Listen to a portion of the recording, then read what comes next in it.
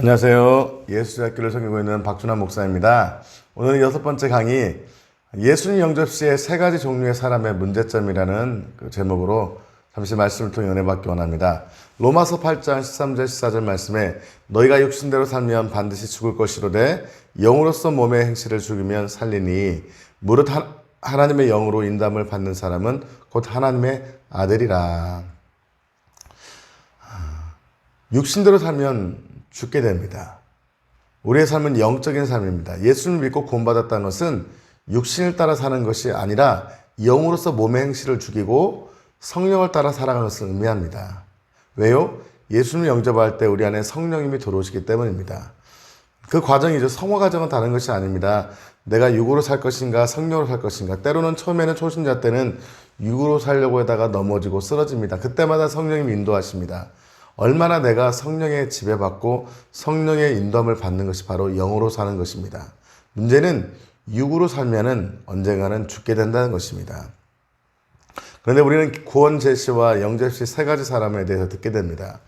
선교단체에서 구원을, 복음을 전하는 이런 복음 책자들을 보면은 3가지 유형의 사람을 말합니다. 첫째는 자연인입니다. 이 자연인은 예수님을 영접하지 않은 사람, 세상의 사람들입니다. 당연히 자연인은 본인의 죄로 말미암아 죽게 되겠죠. 이 자연인은 다를 게 없죠. 두 번째 사람, 육신에 속한 성도입니다. 영접하고 구원을 받았으나 세속적인 삶을 살아가는 성도를 의미합니다. 세 번째는 성령 충만한 사람입니다. 세 번째는 괜찮죠. 성령 안에 살아가기 때문에 그는 보함을 받고 하나님을 닮아가게 될 것입니다. 그런데 문제는 두 번째 육신에 속한 성도입니다. 이 3가지 분류는 30년 전 미국의 침례교단에서 만든 교리라고 합니다. 이것이 사형이나 교회 전도 소책자에게 사용되었습니다. 자, 생각해 보겠습니다. 예수님을 믿고도 성령 안에 살아가기 전에 육신에 속한 삶을 살 수도 있지요. 넘어질 수도 있고 쓰러질 수도 있습니다. 죄를 지을 수도 있습니다.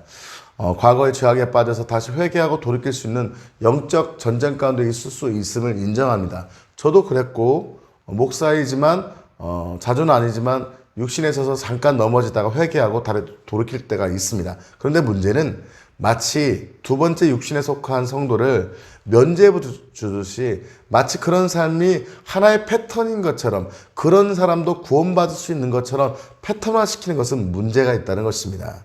이 육신에 속한 성도에 대한 말씀은 이런 성도가 있다. 이런 성도도 구원받은 자이다라고 성경이 말하고 있는 것이 아닙니다. 오늘 로마서 8장에서 봤을 때 육신대로 살면 뭐라고 했습니까? 죽는다고 했습니다. 몸의 행실을 죽이지 못하고 육을 따라 살게 되면 그 육을 이기지 못하면 결국 망하게 된다고 성경은 얘기하고 있습니다. 로마서 8장 5절 6절에 보면 육신을 따른 자는 육신의 일을 영을 따른 자는 영의 일을 생각하나니 육신의 생각은 사망이요 영의 생각은 생명과 평안이니라. 육신을 따르는 것은 하나의 패턴의 크리스찬의 모습이 아니에요. 하나님이 싫어하는 모습이에요. 결국은 크리스찬이 아직 온전히 성화되지 않았기 때문에 그런 육과 싸우는 과정이 있을 수 있다는 것이 육신에 속해도 구원받는다. 예수 믿고 성령 받고 거듭났는데 성령 충만하지 못하고 육신에 속해 살아도 천국 간다를 얘기하는 것이 아니라는 거예요. 너희가 육신대로 살면 반드시 죽는다고 했어요. 무엇을 의미합니까? 지옥 간다는 거예요. 무릇 하나님의 영으로 인도함을 받는 사람은 곧 하나님의 아들이라. 우리가 영의 인도함을 받고 성령을 따라 완벽한 성화를 얘기하는 것이 아닙니다. 여전히 죄를 질 수 있습니다. 넘어질 수도 있습니다. 그러나 하나님의 백성은 성령의 인도하심의 그 퍼센테지가 그 사람의 강도는 다를지 모르지만 분명하게 인도함을 받는 사람이 하나님의 사람이라는 거예요. 이 사형리의 영향으로 한국교회에서는 대부분 이런 것들을 전도 소책자로 가르칩니다. 저도 사형리를 수백 명에게 전했고 그 영향으로 이 2가지 성령 충만한 사람, 세상적인 사람, 또한 그 중간에 육신에 속한 사람이 있을 수 있다고 가르쳤습니다. 그러나 육신에 잠시 속할 수 있지만 그것이 마치 구원받은 사람의 일종의 모습으로 생각하면 안 된다는 거예요. 그래도 된다는 교리가 아니라 육신에 속한 자는 육신의 열매를 맺고 육의 열매는 사망이라는 바울의 말씀의 가르침인 거예요. 육신에 속하여서 넘어지는 성도가 있지만 그는 그렇게 죄를 지면 안 된다고 가르치는 말씀인 거예요. 마치 이런 육신에 속한 자도 성도니까 그럴 수 있다라고 인정하는 것이 아니라는 거예요. 많은 크리스천들이 오해하고 있습니다. 난 영접하고 거듭났는데 육신에 속하고 성령 충만하지 않고 죄 가운데 있어도 나는 영접했기 때문에 구원받는다? 그런 교리는 없습니다. 칼빈은 육신에 속해서 육신 가운데 살아가면서 하나님의 사람으로 지배받지 않고 하나님을 추구하지 않는 자는 구원받은 사람이 아니라고 했습니다. 성도는 약하고 넘어질 수 있지만 그것 자체가 그런 형태가 있어서 그렇게 살아도 될 것처럼 그것이 구원받은 사람의 일종의 모습인 것처럼 절대로 말하고 있지 않습니다. 이건 침례교단에서 나온 교리입니다. 이 침례교의 영향으로 이 구원에 대한 칼빈주의 복음이 하향 평준화된 것이 사실입니다. 침례교에서 더 많은 사람을 구원하기 위해서 구원에 초청하는 것도 있습니다.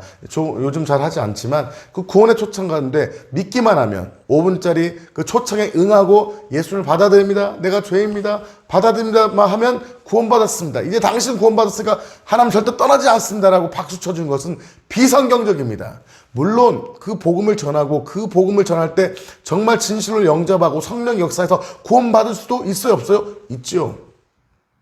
그러나 그 시간에 5분의 복음을 받아들였다고 해도 내가 구원의 확신을 느끼지도 않고 내 안에 정말 변화의 역사가 일어나지도 않는 상태인데도 마치 구원받은 것이 당연하고 절대 떠나지 않고 그걸 확신하라고 하는 것 자체는 너무 비성경적이라는 거예요. 육신에 속한 자는 죽게 됩니다. 오히려 그런 복음의 도전 가운데 예수님을 영접시키는 기도를 하는 것은 가능합니다. 그러나 영접하고 진실로 회개하고 예수님 구세주와 주님으로 영접시킨 후에 여러분이 진정으로 예수님 구세주와 주님으로 영접하고 회개하고 정말 여러분의 성령이 오셨다면 여러분의 반드시 변화의 역사가 일어날 것입니다. 그렇다면 여러분은 구원받은 사람이 사실 것입니다. 그런 모습이 나타나지 않고 그런 삶의 결단이 없다면 여러분이 어떻게 영접했든지 여러분은 구원받은 것이 아닙니다. 다시 그 후에라도 다시 예수님을 진지하게 받아들이고 회개하고 예수님을 따라가시길 축복합니다. 라고 전하는 것이 더 성경적이지 않을까요?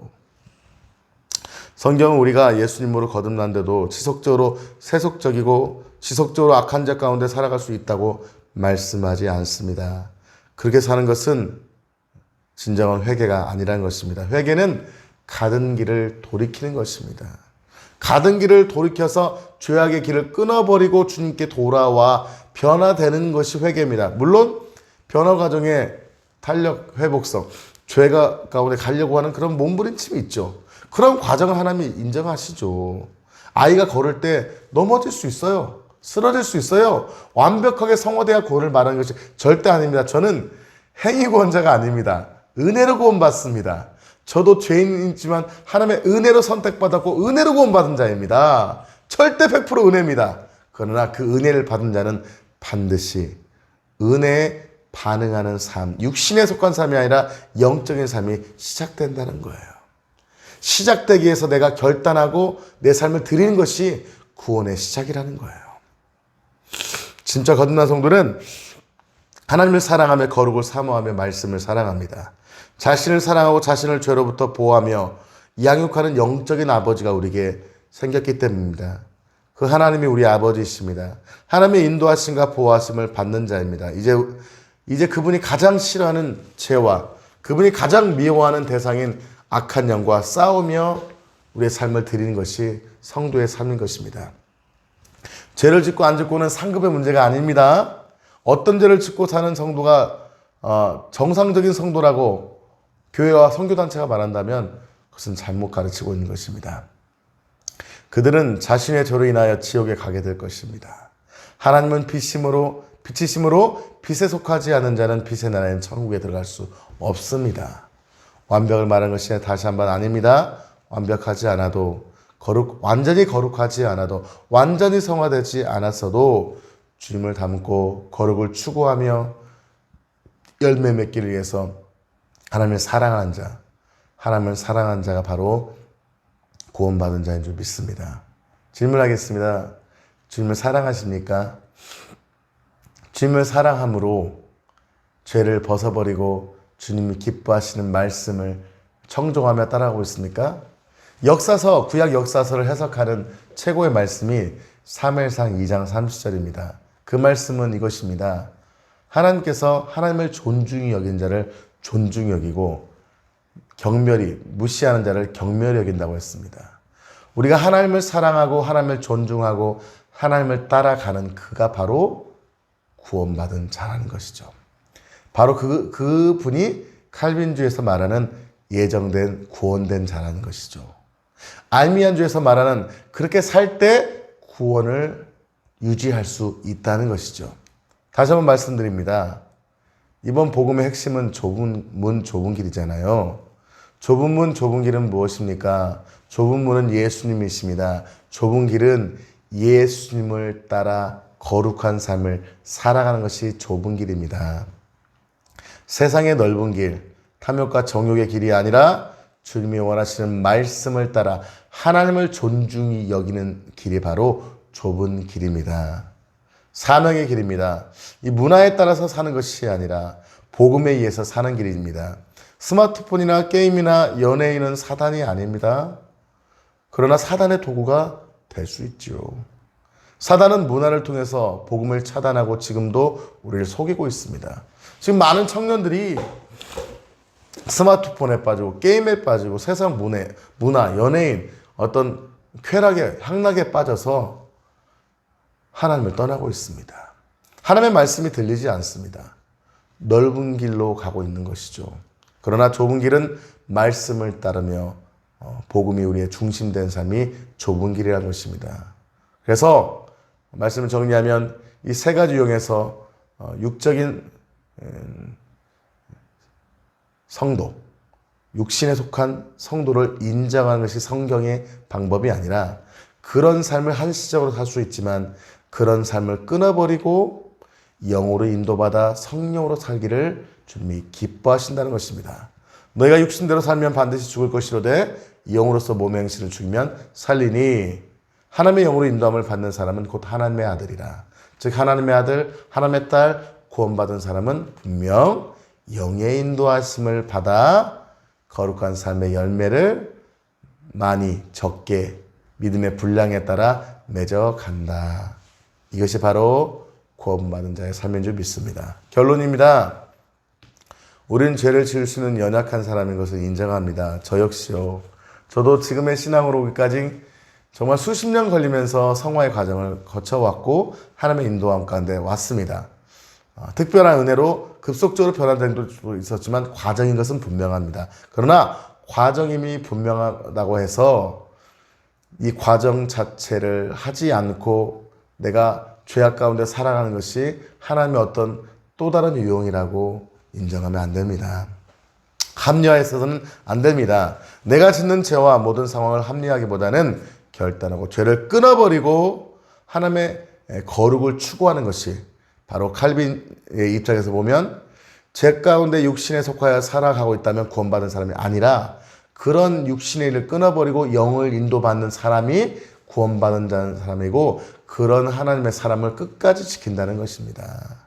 웨슬리의 입장에서 보면 그런 죄 가운데 살아간다면 버림받는 거예요.